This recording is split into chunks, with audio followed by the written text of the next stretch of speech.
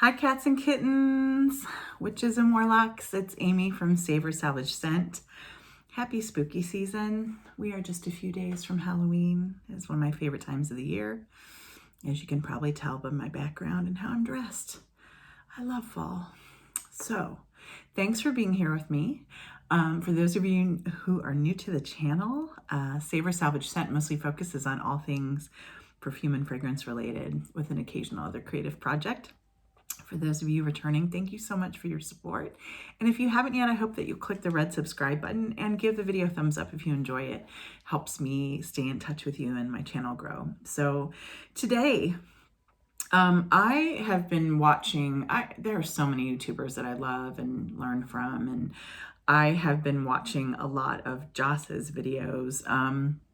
Her channel, I'm sure many of you will be familiar, is Joss's fragrance mixology, and I think she's just great and explores so many different kinds of perfumes, and I learn a lot from her, and she just has a really open mind. And anyway, she recently created a video, I think today, maybe in the last few days, and the theme, and I'm sorry if I'm not wording it perfectly, but it essentially was 10 scents, I believe, that I perhaps wouldn't have been ready for, or might have even turned my nose up at when I was younger. So I was like, what a great idea. And I thought about it, and it was crazy how quickly I could make this decision of the 10, where I was like, yeah, these totally represent things that maybe I wasn't ready for or would have turned my nose up at. So I'm going to dive right in. And thank you, Joss, for inviting any of us to explore this theme with you. So one of the first scents that came to mind for me was Guerlain's Shalamar. I was pretty late to the game on Shalamar. Samsara was the first Guerlain that I fell in love with. And when I first smelled Shalamar, probably 18 years ago, something like that, I bought it. I liked it, but I was kind of like, I don't know if I'm grown up enough for this. There's a smokiness to it, and depending on if you get the EDT or the perfume or which version, it can like vary widely. And I was kind of not ready for, when I read about it, it sounded like it was going to be vanillic and lemony and a little smoky and all those things I like, but it definitely has an old school feel. Now, meanwhile, within a few years, I was completely obsessed. So I'm going to link below a video I have all about my Shalamar collection, the different flankers. And I have some really beautiful vintage bottles I've been lucky to find over the years. But now I love this thing, especially in the cold weather. It makes me feel powerful. It makes me feel a little dirty around the edges in the best of ways. It's got like that smokiness, that crack of the whip. It smells a little like leather, suede. I think it's a grown-up perfume, and it makes me feel awesome when I wear it. And it's addictive. There are days where I wake up in the winter and I'm just like, oh, I have to put Shalamar on. So, but I would not have been ready. I wasn't quite ready when I bought it, and I certainly would have been ready when I was like 20 or under, for sure. So the next that comes to my mind, kind of along that line in ways, but is Ragba by Lattafa. This, many of you will know and love this. It is an Arabic perfume. It's vanillic, but it's got this oudy, smoky, almost rubbery quality, and it's weird, but I grew up in Akron, Ohio, where blimps are made and tires are made, so I don't think it's a mistake that I love a kind of smoky, rubbery scent, and I get a little of that in this, but I get this deep, dark vanilla. But all to say, I had not experienced Arabic perfumes until, gosh, probably 8 years ago. Yeah, probably actually like something like 7, 8 years ago.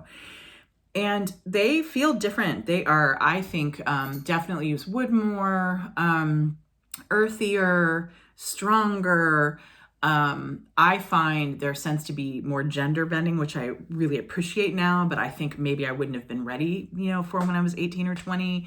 And I just think Arabic perfumes, as I experience them more, are very different than some of the American or European perfumes. And I love them for it now, but I hadn't traveled much, and I don't think would have been as ready for this kind of oudy, slightly smoky scent when I was younger. And it's something I absolutely adore and crave now. So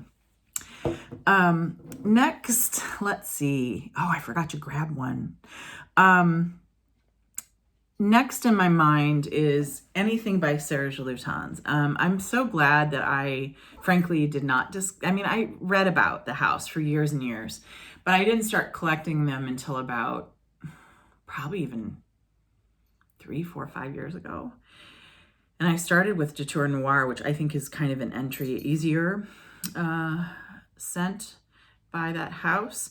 I find his and Christopher Sheldrake, the Noses scents, to be works of art, and they are not always easy.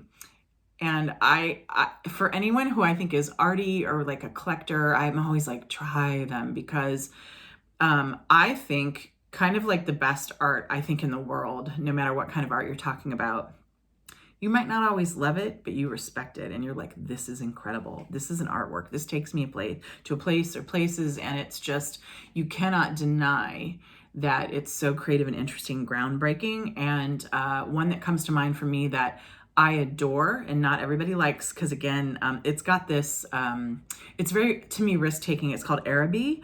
And I'm sorry, it's in my cabinet, but it is to smell kind of like what a market might smell like I think he lives in part of Africa. I'm not sure where, but I think the scent is supposed to smell like perhaps what a market in Morocco would smell like. And so you get the things like fruits and dried fruits and spices, and it's kind of like a spice market scent, but you get, and I love kind of a bit of funk and scents, especially in base notes. It's animalic too. And to me, like, I think about the best markets I've been to, whether they be in Cleveland, Ohio, where I live, or, around the world, there's often animal smells and, a little bit of rot, and it's not all pretty. And I think you get a little bit of all of that in a lot of Luton scents, but especially to me, Araby, and I adore it. I love how it sings on my skin. I know that's a corny saying, but it's true. But I'll tell you what, I don't think I would have been ready for it 20 or 25 years ago. I'd been like, what is going on here? Isn't perfume supposed to be pretty and smell just nice? So I don't think I would have been ready when I was younger. On that note of funky but wonderful, and perhaps will grow on you, I love, one of my favorite niche houses is Alchemia. The Nose's name is Shara Lemro, and I think they're out of Massachusetts, but I have been experimenting with their scents for just a few years, and I've really started to build a collection. And I bought a sample set from them, and some of my favorite scents are by them, and they're wonderful. But I really like honey scents, and I was starting with some kind of lighter, fresher, more floral honey scents. And I was interested in reading about like scents that really smelled like all parts of the hive. And so, like, again, some of the funky nature, wax, some of the, think about what a beehive must be like. Again, not all flowers and prettiness. And so I ordered this Miel de Savage et Tabac. So it's basically wild honey and tobacco. And I'm this way with music too. Sometimes when I first experience something, I don't love it. And then within days, I'm like, I love it. So I don't know what that says about me, but this was probably the most offensive scent I've ever encountered at first smell. For real. I'm going to be real. When I first smelled this sample, and I know part of it is because oils, handmade scents sometimes have to macerate or sit for days, weeks, or even a month for them to be kind of ready. And when I first smelled the decant, I thought it was off. It smelled to me, okay, I'm just going to say it smelled like maybe an armpit mixed with sex, mixed with somebody's behind, mixed with honey, right? I was like, it smelled so ripe. I was like, oh, it smelled almost, I mean, offensive. And, but I couldn't, okay, and this is, I'm so strange, and I don't know what it is that makes me do this. But it's kind of like when somebody's like, oh, I think this cheese is off, smell it. I kept going back and smelling it. And I was like intrigued. I was like, oh, this is an experiment. So interesting. It's like, I was trying to wrap my brain around it. And then, don't you know, the next day I wore a little. And I was like, whoo, at first I was like, it's really strong. And then within a few minutes, I was like, it's growing on me. And then I wore it like twice the next week. I don't know if it's because it macerated or if my brain got used to it. This is one of my favorite scents now. Love it. Fabulous. Incredible. Let's say at 20, would have tried this and thought it was rotten. My nose, and I do not mean to sound ageist, but just like with wine or foods, there are things that your palate might not be ready for when you're younger. You might not have enough experience, or I mean, I don't know how else to say it. It's just, I think about some of the foods I've grown to love, and wines that, you know, were barnyardy that I tried when I was younger, and I was like, oh, I don't like it. Well, guess what? Oh, as I got older, I've really learned to love some of these things. And this, if you like honey, is a breathtaking, as the kids would say, banger. Incredible. Would have hated it when I was younger. All right. Next, Joss's theme, or one of the perfumes she talked about, actually made me think about this. And I was like, yes. One of the scents that she talked about had a suede or leather note. And she basically just said, like, I don't even know if I would have, you know, perfumes have changed a lot. And I hadn't experienced a lot of like really groundbreaking perfumes when I was younger, not in this way. And I would not have been ready to smell something that had a heavy leather or suede quality. And frankly, I think a lot of the scents when I was younger that had those qualities were being marketed to men. This is one of my favorite super, super crazy affordable budget scents. I'm not surprised it's made by a celebrity and that it's fabulous based on who she is, because she's a risk taker. But it's Rihanna's Rogue. And I think I paid $7 or $8 for this. It is so good. It's like plum, like a jammy plum mixed with, it's suede or leather. I mean, it's just got a very leather jacket kind of scent, but yet it's still wearable for me. I love this thing. I mean, honest to God, I think you could pay $200 for this and be pleased if you didn't know that it was made economically. It is phenomenal. But when I was younger, I would have been like, this is perfume. I just wouldn't have been ready. But I love it now. All right.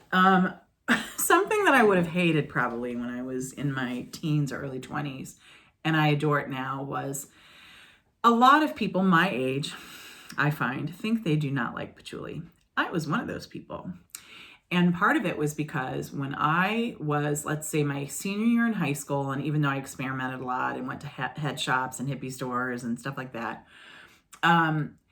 there was a vein of patchouli being sold, I swear, when I was growing up, that was just, I thought, rank. It either smelled super cheap and it was to just cover up the smell of dope, like, or it was, when I got into college, I found, and sorry, we all have the things we like and don't like, but I was more of a punk rock kid. And while I certainly appreciated like the hippie outlook, I found a lot of the hippies that I went to college with were in fact not hippies. They came from really rich families. They were spoiled, and they just, yeah, anyways, I did not think that was like an authentic hippie. I just felt like, you know, if you were rolling in money and not doing much, and to me, sorry, this is some of the people that were around me when I was in college, were hardly bathing and then dousing themselves with this cheap patchouli. And so I think a lot of us my age just thought we didn't like patchouli because we associated it with the kind of bad they were just cheaply made head shop patchoulis. Well, then as I got into perfume more, I learned that patchouli's in so many scents. I mean, and I started to pull out qualities of it that I liked. And guess what? Just like any other scent, even if you're crazy about vanilla, you've probably smelled vanillas you don't like because the person who made them, that was not your take, or that one didn't work with your skin chemistry, whatever. So I would not have believed if you would have told me at 20 or 25 that one of my favorite scents would be super patchouli heavy, and that is Bohemian Rev's Desert Fleur. This thing is basically vanilla, booze, and patchouli. It's got that leafy, dry, almost smells like a paper bag or a dried leaf patchouli, but it gives this base to this vanilla. It's got a bit of a booziness. This thing is, I'm in love with it. Like, leaves a trail. Ugh. I mean, and so to me, I'm just like blown away that I love patchouli this much. I would have never believed it had you told me when I was younger. So here we are. Okay. Next. This was actually one of the first perfumes I bought when I really got into collecting was, I always forget how to say her name, Nikki de Saint Fall, I hope. I bought this incredible body oil, I have to admit, based on this beautiful bottle. This is one of the most foresty, oak mossy scents I have ever tried. And when I first got it, if I would have tried this in my 20s, I wouldn't have been ready. I bought this when I was probably 30. And forget it, my teens. I would not have been ready for this. This to me is so strong. I would put when I first bought this, a few drops of this in bath water, and it was about all I could take. I loved it. It absolutely created an experience. It smelled like the forest in the best ways, but that was not what was on trend, when I was 30. In my early 30s. And so like, I had to kind of like wrap my arms around and be like, do you like this, Amy? I know that other people my age might not, or it's not what's on trend. Do you like it? I loved where it took me, and I loved how it made me feel, and it felt so green and interesting. And then it just grew and grew on me. And recently my beautiful friend Lynn, who had held on to, so it's been discontinued, held on to a couple bottles of the perfume, kindly sent me one. And you can also see, this is a design feed. It's beautiful, but I would have thought this smelled too old school.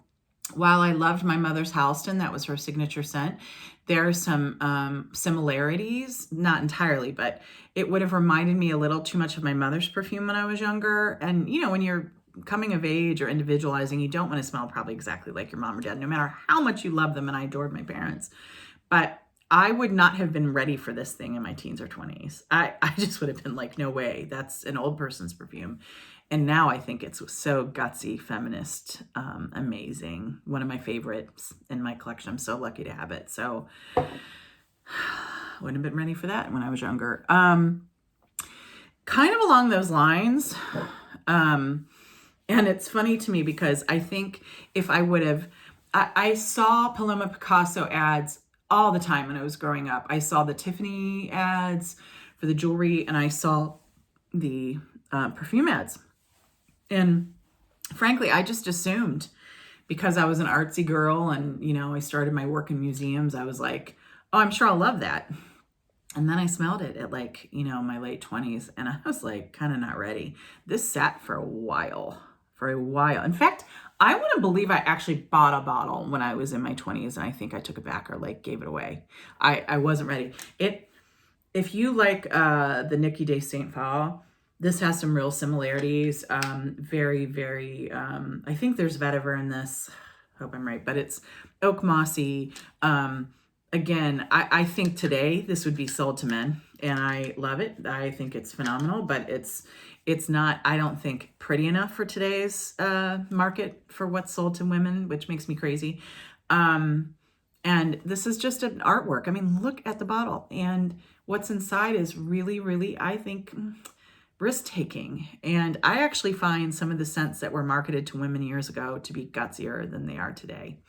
Again, more gender bending, etc. And this would have, again, had too much of a vintage quality. Also, this mama is strong.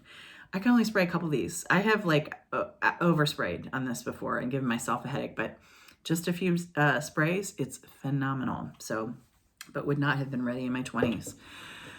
All right, I think there are two more I haven't talked about. Another scent that is, I was just going to say it's Arabic, and that's not exactly true. This, I believe, yeah, I think it's kind of like a scent that was made based on what the Arabic market how it might be influencing other markets, and or kind of an intersection of the Middle Eastern and kind of European or American market. And this is Aramis's Calligraphy Rose. There are various reasons I would not have been ready for this when I was younger. I would have just been like, oh, no. One, with the exception of tea rose, I considered rose to be a granny scent. And I actually think I'm less ageist than most people. My parents had me really late in life. I've always connected with older people. I'm an old person now, and I'm going to get older, and we come from old people and we become old people. So I've always had a really good concept of that, but I never really identified with rose, and I still sometimes find it hard to identify with. I find some roses or interpretations of it to be screechy. And then on top of that, I think the way, again, the approach sometimes, in UAE to scents is different than ours, and it's heavier, it's gutsy. So when I first sprayed this, I think I bought this bottle. This is another one that was suggested by my friend Selena. This was suggested to me maybe like, God, I forget when this came out. Is it 8 years ago, 9 years ago, something like that? And I remember her just saying it was amazing. And when I first got this, I oversprayed again, and I think I sprayed it in the summer, and I just was like, I don't like this. This is too much. It's strong. It's bold. It's ooh. And then I let it sit for a few months, and one day I was going out for a walk in the cold. It was snowing. I love walking in that weather. And I sprayed just 1 or 2 sprays in my wrist, and then I put my big coat on. And I kept walking and being like, what is that? I literally didn't even know what it was. I was like, what is that candied scent? It smells incredible. And I would get like a little smokiness. And then I lifted up my wrist and I was like, it's that rose perfume? And like this now, and I don't know if, again, it just took time or if it was like the weather. This thing now to me is gorgeousness. I mean, like jammy rose mixed with tiny bit of oud, other spices. It is phenomenal. Like one of my favorite things, but I was barely ready a few years ago when I tried it. I can't imagine what I would have thought of this when I was in my teens or 20s. So just would not have been ready. Last but not least, number 10 is a scent by Solstice Scents. A lot of you will know that is it's my favorite niche house. They are out of Florida. The nose's name is Angela St. John, and she works with her partner, and they make magic. They just make incredible things. A lot of people love and respect them for their gourmands. They do really interesting gourmands, not your average gourmand. They also do amazing unisex scents. I mean, I think most of their scents are actually, if not all, are sold as unisex, which I really appreciate. One of the things I love about them is they create amazing, incense scents. If you love incense, holy Moses. So good, but as important, and I don't think that this would have jived with me when I was younger, as artsy as I might have thought I was, they make atmospheric scents. And so many of their scents are created around this town. Is it called Foxcroft? Anyways, they even make maps, and there are different buildings within the town, and maybe one scent smells like the fair that year, and another scent smells like a cabin in the woods, and another scent smells like the library. This thing is the coolest. Okay, and I'm going to be honest. I hope I don't offend anybody. And I mean this, with every bit of respect in my heart. Sometimes I don't want to wear perfume to just smell or feel pretty. This is about a feeling, and I love paper. I love books. I love libraries. Libraries basically made me who I am. I my mom was super poor growing up. And so one of the things that she wanted to do to like further her life was educate herself any way that she could. And she read a ton. She read the newspaper cover to cover and constantly took us to the library. We had a small library in our house growing up. And so I just loved poring over old books. And I love that smell and I love that feeling. They have nailed it. It smells just like an old library. And so, yeah, do I wear this every day? Is it totally wearable, like where it's going to be a signature scent? Not for me. It probably is for somebody. It's incredible. But the fact that they can create a feeling of in a place and that it nails that exact place is amazing to me. Now, at 18, would I have wanted to wear this every day when I was, had no money and I wore 1 scent for months at a time? I wouldn't have been ready. I would have been like, oh, I want to attract other people and I maybe don't want to smell like old books. But guess what? As I get older, like this to me again is an artwork. It is so cool, so inventive. And I say they're magicians because like they're beyond artists. I don't know how they created this. It's awesome. So Library by Solstice Scents would not have been my jam when I was 15 or 18. So Joss, cool idea. I had so much fun doing this. I hope to watch other people's videos who explore this theme. And I encourage anyone, because Joss does, to explore this theme as well. So thanks so much. Have a great night. Talk soon. Bye.